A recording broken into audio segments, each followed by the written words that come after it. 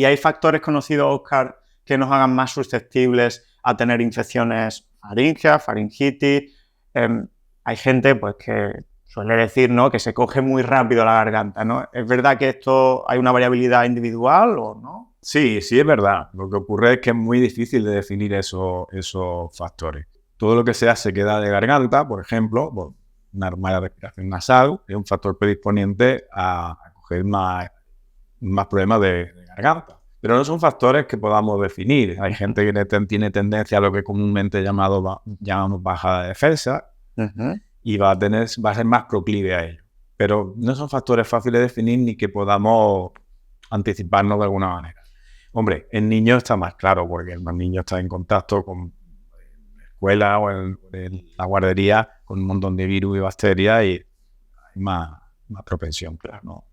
Y has dicho una mala respiración nasal. Entiendo que respirar por la boca frecuentemente predispone de alguna forma a más infecciones de garganta. Claro, porque el fin que tiene la nariz, que debería ser la entrada natural del aire, es filtrar partículas de determinado grosor, calentar y humidificar el aire.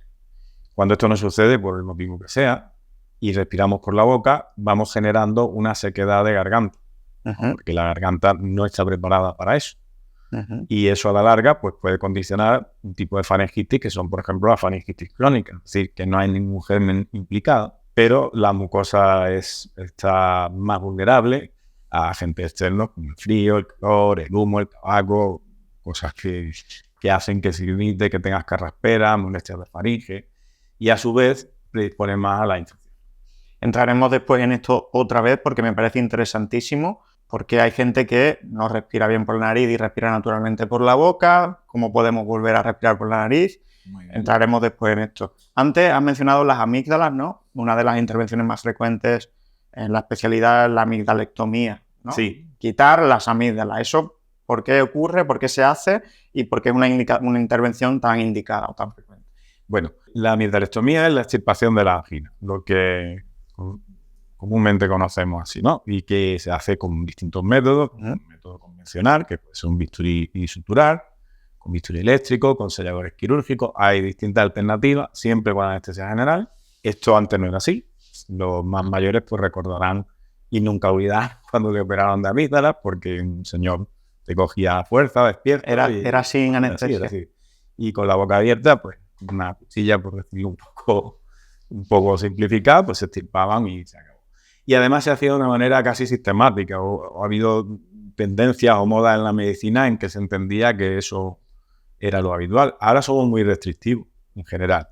Se siguen operando más niños que adultos, por supuesto, y lo hacemos o bien cuando hay infecciones bacterianas, de las que estamos hablando, placas de pus recidivantes, muchas y mantenidas en el tiempo, no porque uno tenga unos meses, sino porque sean mantenidas a lo largo de los años. Están generando mucho consumo de antibióticos, asentismo escolar, asentismo laboral y posibilidad de complicaciones que son mucho menores que antes, pero que cada cierto tiempo seguimos viendo, ¿no? Infecciones que se traspasan al cuello.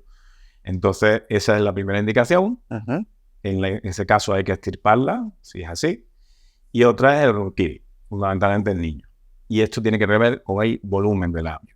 Las infecciones no tienen nada que ver, que sean pequeñas, grandes, da igual. Pero otros niños, sobre todo, el problema que tienen es que son muy grandes. No generan infecciones, pero el tamaño hace que ronquen. Y en este caso, si generan apneas de una manera mantenida, si el tratamiento es extirparla o reducirlas de tamaño, con otros métodos como una radiofrecuencia. Ahí no habría por qué extirparlas del todo. Se puede reducir. Podríamos reducir, seccionar una parte o reducir su tamaño. Porque la función fisiológica de las amígdalas es defensiva, ¿no? Son estructuras inmunológicas, ¿no? Que contienen células inmunológicas. Lo que pasa es que principalmente esa función es hasta los 5 años. Ajá. O sea, lo ideal sería tener amígdala hasta los 5 años. Lo que ocurre es que a veces hay que quitarla antes porque están dando más problemas que beneficios.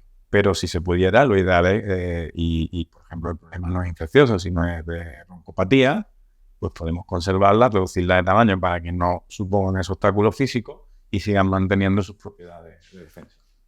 Es decir, más allá de los 5 años, las amígdalas no sirven para mucho. No sirven para mucho. Lo que pasa es que, ojo, a veces el extirparla, aunque es una cirugía súper habitual y sin problema, no deja de tenerlo.